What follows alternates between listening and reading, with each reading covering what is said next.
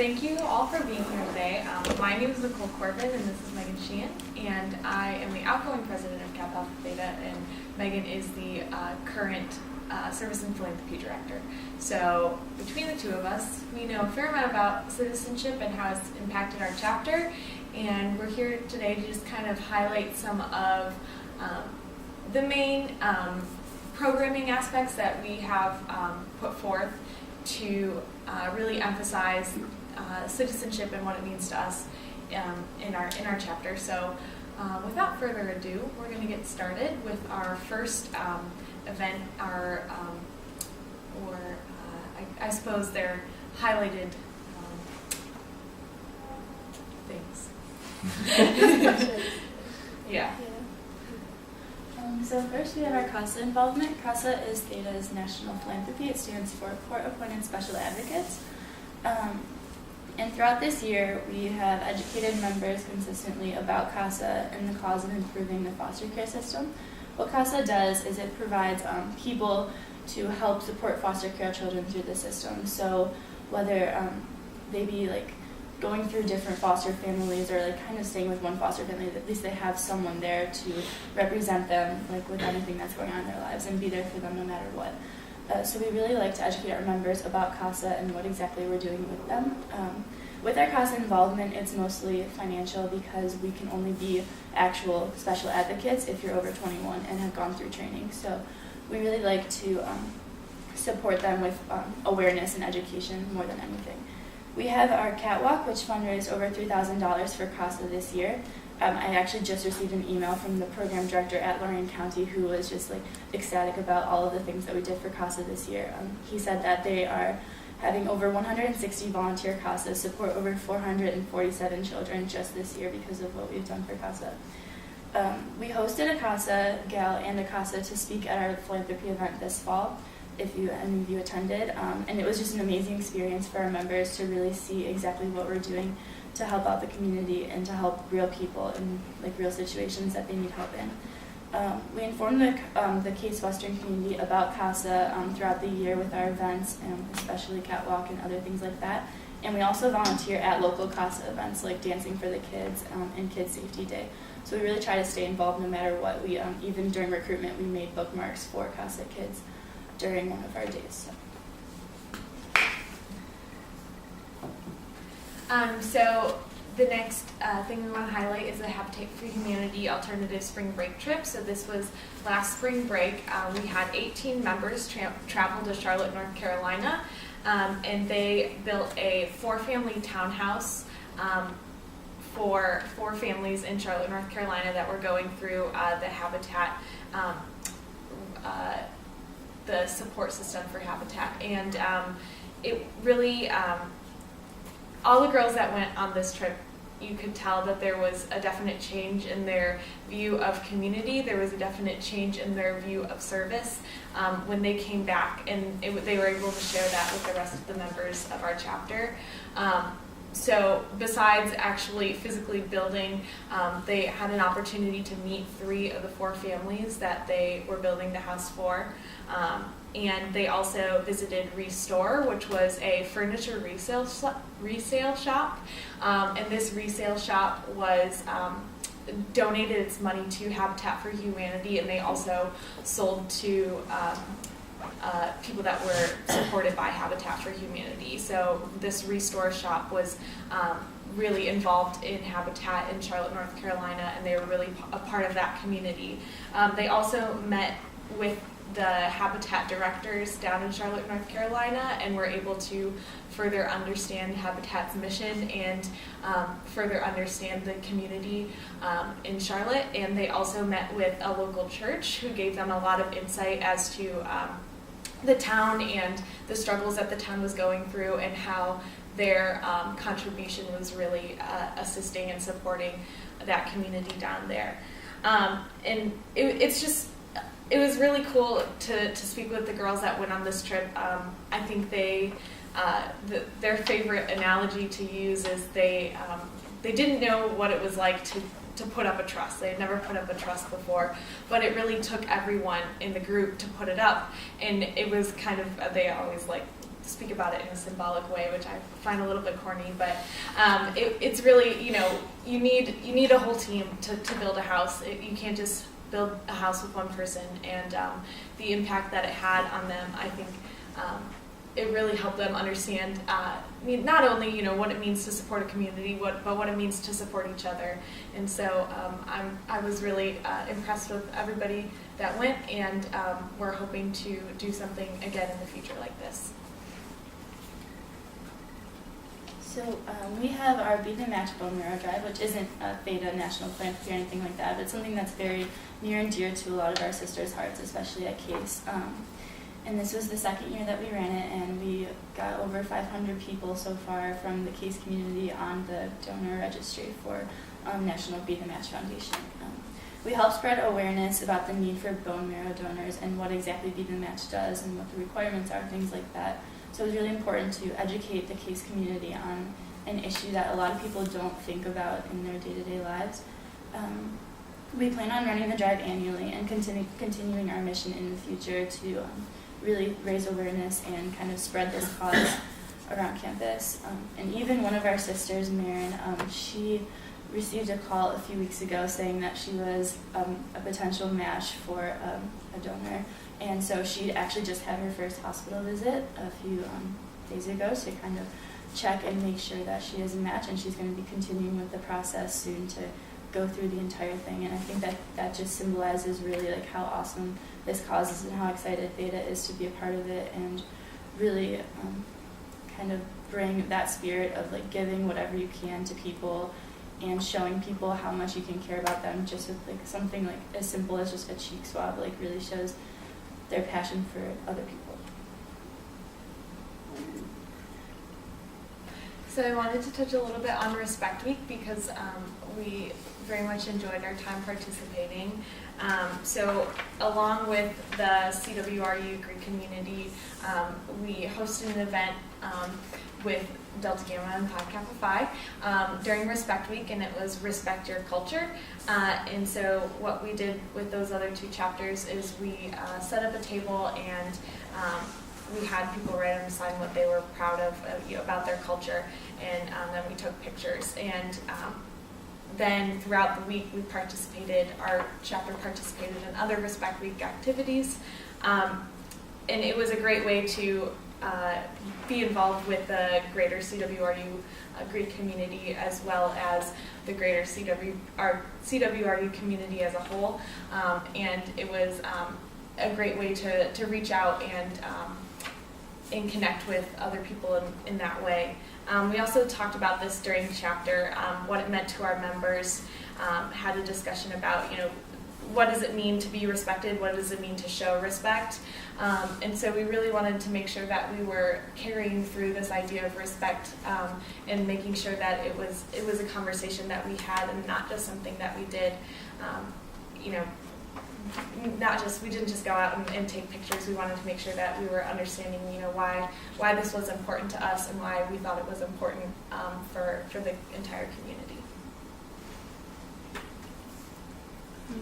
We held a Safe Zone training at our facility last semester, and I personally went through Safe Zone training, and I didn't really know what it was going into it, and I don't think a lot of our members really understood it as well as we could have. So I think that it was a really important thing to bring to our chapter and to try to promote social justice issues on this campus, especially something so relevant that was going on and continues to go on right now. Sisters committed themselves to create a culture of care, both in our chapter and on this community, by going through this training. And when I was sitting through it and just looking around at all of the people who were so engaged with what they were presenting and just so open to trying to understand all of these new ideas, was just amazing to witness. I know that I'm a peer tutor for Stages, and we've been discussing a lot about like gender pronouns and things like that, and I actually knew what they were talking about during our tutoring meeting because of this Safe Zone training and because of what Theta has taught me about being open to new people and being open to new ideas and things just like gender neutral pronouns, which you wouldn't even think about being important. Like through Safe Zone training, we were able to understand like how our words and our actions just affect other people in ways that we couldn't even imagine, and how much that we can really change the campus community if we just are more aware of ourselves and how we're going through our days and presenting ourselves to other people. We were educated about the LGBT community during the Safe Zone training, but I think that it went a lot farther than just education. Like, it was more like a way of living and like a change of lifestyle. And like, I know that myself and the other sisters who sat through this training really began to understand like a separate community within CASE that just felt so isolated before, like even just before this year, before people like started talking about it, which is just amazing that we're able to discuss it now. So another thing, kind of stemming from the Safe Zone training, we thought that because this was such a great discussion that we had with the members that attended the training, we wanted to continue that on. So this is also a discussion we carried on through recruitment. So we had, and it kind of expanded from just the LGBT community to inclusivity in general. So during recruitment, we had planned for a half-hour conversation about inclusivity, but it turned into an hour-and-a-half conversation about inclusivity, just because we didn't want to stop the dialogue that we were having. And it was my favorite part of our recruitment training, because I think that it was really inspiring to see everybody had different ideas about, how to make people feel like they were welcomed, no matter if it's just, recruitment or if it's, you walk by somebody on the sidewalk. And so I think that this Safe Zone training, while it did encompass a lot of positive inclusivity towards the LGBT community, I think it also stemmed our thoughts on inclusivity of everyone we meet. So the Sisterhood Retreat, this fall, we had the chance to run away to Vermilion, Ohio. We stayed on the beautiful Lake Erie, and it was a really wonderful experience.